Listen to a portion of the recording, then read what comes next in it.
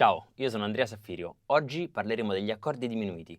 Cosa sono, come si costruiscono, come si utilizzano, che senso c'hanno. Sono uno strumento veramente potentissimo, utilissimo e spesso sottovalutato, oppure demonizzato come oddio, un argomento troppo complicato, non ce la farò mai. Quindi oggi siamo qua per sfatare questo mito. In realtà quello che stai per vedere è un video di archivio che ho ritrovato nel mio hard disk. Siccome è un video un po' lungo, ho deciso di dividerlo in due parti, semplicemente per un fatto di lunghezza del video. Comunque non ti preoccupare se c'è qualcosa che già sai e non vuoi sentire ripetere, poi vi metto in descrizione tutti i vari capitoli così potete andare da un argomento all'altro e cercare subito quello che vi interessa. Quindi ti lascio alla prima parte di questo video e ci vediamo presto con la seconda parte. Prima di iniziare, una piccola precisazione per quanto riguarda il modo di siglare questi accordi, appunto gli accordi diminuiti, perché talvolta anche negli spartiti comuni, nei real book, si può trovare un po' di imprecisione, un po' di confusione. Per quanto mi riguarda, il modo corretto di siglare un accordo diminuito a 4 voci, quindi con la settima, è il seguente. Mentre un accordo diminuito a 3 voci, dunque una triade diminuita, può essere siglata così oppure così. Talvolta però nei real book si trova scritto Do diminuito senza indicare la settima, dando per scontato che la settima ci sia. Comunque, nel dubbio, meglio essere più precisi. Dunque, che cos'è un accordo diminuito? D'ora in poi parleremo di accordi diminuiti a 4 voci, dunque diminuiti con la settima. Un accordo diminuito è un accordo formato da una sovrapposizione di terze minori, che potremmo anche trattare in maniera enarmonica, quindi non saremmo fiscali per quanto riguarda la nomenclatura delle singole note. Dunque, se parliamo di un Do diminuito, avremo Do, che è la fondamentale, Mi bemolle, terza minore, Sol bemolle, quinta diminuita, e Si doppio bemolle, che enarmonicamente chiameremo La, settima diminuita. La settima diminuita enarmonicamente coincide con la sesta maggiore. Ora, appunto, a differenza di un accordo diminuito, una triade diminuita, troviamo questa quarta voce che è la settima diminuita.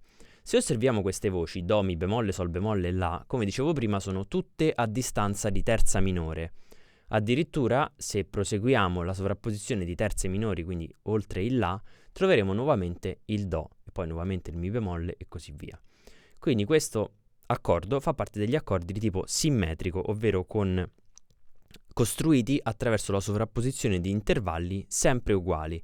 Un altro accordo di questo tipo è l'accordo aumentato, costruito dalla sovrapposizione di terze maggiori.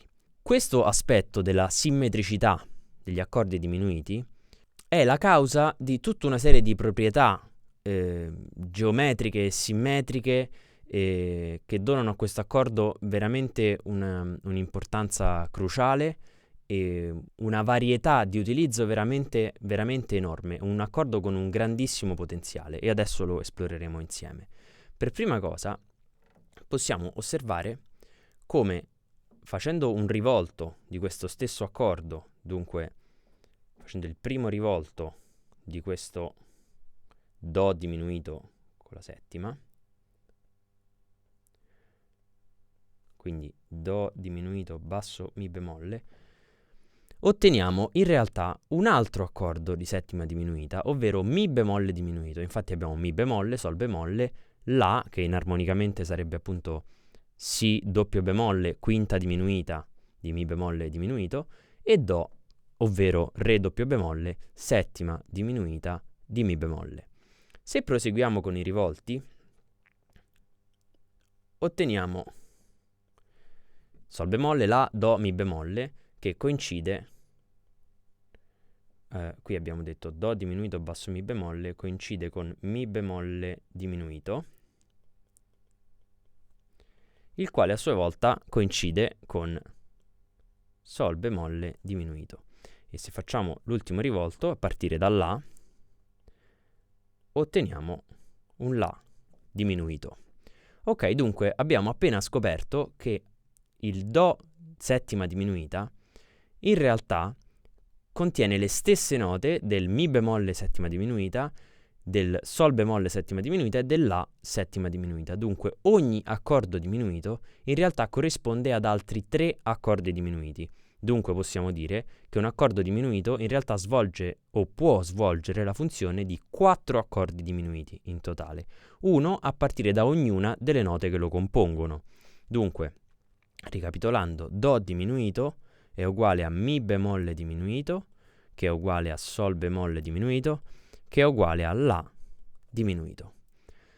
Dunque, se ogni accordo svolge la funzione di 4 accordi, avremo bisogno di altri 2 accordi in totale per ottenere tutti e 12 gli accordi possibili. 4 più 4 più 4, dunque 12. Infatti vediamo che Do diesis diminuito, composto da Do diesis, Mi, Sol e Si bemolle enarmonicamente, saranno equivalenti a Mi diminuito, Sol diminuito e Si bemolle diminuito, appunto un accordo di settima diminuita per ognuna delle note che compongono questo accordo, appunto. E così abbiamo i nostri primi 8 accordi. Partendo da Re otteniamo Re diminuito, che equivale a Fa diminuito, che equivale a La bemolle diminuito, che equivale a Si diminuito. Dunque, con soli 3 accordi diminuiti, Do, Do diesis e Re, otteniamo tutti e 12 i possibili accordi diminuiti. Benissimo. Adesso osserviamo la funzione di questi accordi nell'ambito di un contesto armonico, dopo averne analizzata l'anatomia di base. Dunque, generalmente, almeno insomma in un contesto tonale, un accordo diminuito può svolgere 3 funzioni, ovvero può muoversi in 3 modi. Il primo modo è stare fermo. Dunque, per stare fermo intendo dire che un accordo diminuito risolve su un accordo, ad esempio di tonica, che ha la stessa fondamentale. Facciamo un esempio. Do diminuito, con la settima sempre, che risolve a Do major 7. Dunque, se volessimo realizzarlo appunto a 4 parti strette nella maniera più semplice possibile, questo.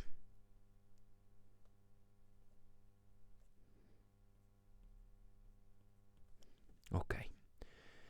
Il secondo modo in cui può risolvere un accordo diminuito è scendere di semitono.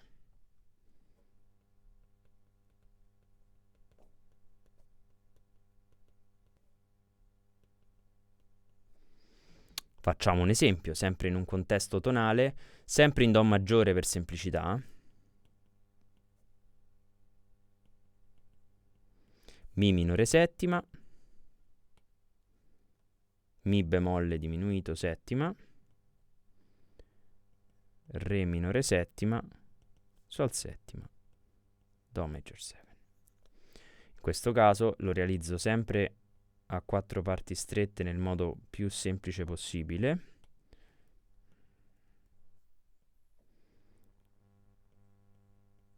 Ok.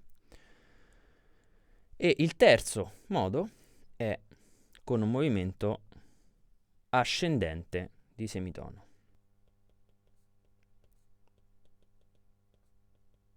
Semitono. Un altro esempio in Do maggiore, Do major 7, Do diesis diminuito, Re minore settima, Sol settima, Do maggiore. Sempre nell'ambito di una sorta di, diciamo, turnaround vagamente riarmonizzato.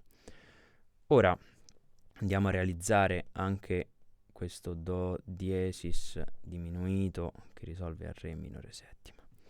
Benissimo, allora sia nel primo caso che nel secondo caso in realtà questa progressione funziona in quanto abbiamo un eccellente moto delle parti. Vediamo soprattutto un moto cromatico, nel primo caso ascendente dove il Mi bemolle sale a Mi naturale e il Sol bemolle sale a Sol.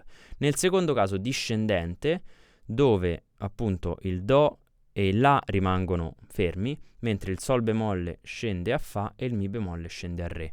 Nel primo caso questa risoluzione suona proprio come un ritardo, dunque supponiamo di eseguire un 2-5-1 in Do maggiore, ma invece di suonare subito il primo grado, ritardiamo l'arrivo del primo grado suonando un primo grado diminuito, quindi secondo grado minore settima, quinto grado dominante, primo grado diminuito, che risolve sul primo grado major 7. Dunque suona esattamente come un ritardo. Nel secondo caso possiamo definirlo uno scivolamento cromatico, in quanto appunto abbiamo queste voci che scendono cromaticamente e che risolvono molto bene all'accordo d'atterraggio. Abbiamo Mi minore settima, Mi bemolle diminuito, Re minore settima, Sol settima, Do major 7.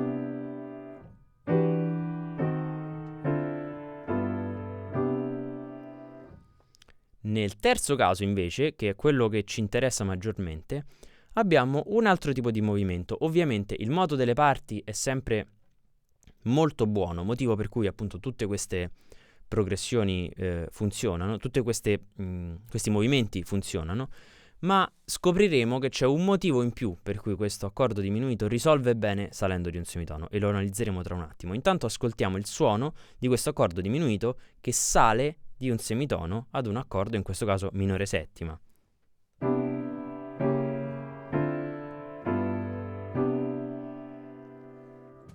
Certamente il movimento cromatico del basso aiuta a collegare questi accordi. Ora, perché ho detto che questo terzo caso ci interessa particolarmente? Perché oltre ad essere quello probabilmente più frequente, è anche quello di maggior interesse dal punto di vista armonico. Infatti, perché questo accordo funziona? Funziona perché al suo interno nasconde in realtà un accordo di dominante. Se osserviamo infatti la struttura intervallare, come abbiamo detto, costruita da sovrapposizione di terze minori, in realtà due terze minori sovrapposte formano un tritono. E sappiamo bene che il tritono è anche l'intervallo che si forma tra terza e settima in un accordo di dominante. Dunque, se osserviamo il nostro Do diesis diminuito, tra Do diesis e Sol si viene a creare un tritono, così come tra Mi e Si bemolle. Dunque, Do diesis e Sol possono essere rispettivamente terza e settima di un accordo di dominante, oppure settima e terza, sempre enarmonicamente. In questo caso appunto l'enarmonia ci viene in aiuto per riuscire a comprendere in maniera abbastanza elastica appunto questi concetti riguardo gli accordi diminuiti. Prendiamo il primo caso in cui appunto Do diesis e Sol sono terza e settima rispettivamente di un accordo di dominante. Dunque avremo che il nostro accordo di dominante sarà La settima. Ora osserviamo questo accordo appunto pensando che sia un La settima e vediamo perché questa cosa funziona così bene. Mi, Sol, Si bemolle. Se noi mettiamo un La al basso, otteniamo abbiamo il La come fondamentale, il Do diesis come terza maggiore, il Mi come quinta, il Sol come settima minore e il Si bemolle come nona minore. Dunque abbiamo in realtà un La settima bemolle 9. Dunque effettivamente questo accordo diminuito risolve molto bene a Re minore settima perché in realtà nasconde al suo interno un La settima bemolle 9 che è un perfetto dominante secondario per risolvere in questo caso al secondo grado di Do maggiore, dunque un quinto del secondo. È vero che non abbiamo la fondamentale all'interno, ma abbiamo comunque terza, quinta, settima e bemolle 9 che sono tutte note che ci aiutano a risolvere molto bene sul Re minore. Inoltre abbiamo il basso che invece di fare un salto di quinta si muove per semitono ascendente in questo caso, rendendo comunque la risoluzione estremamente efficace. Questo per oggi è tutto, ci vediamo presto con la seconda parte riguardo agli accordi diminuiti e l'armonia diminuita. Grazie e a presto!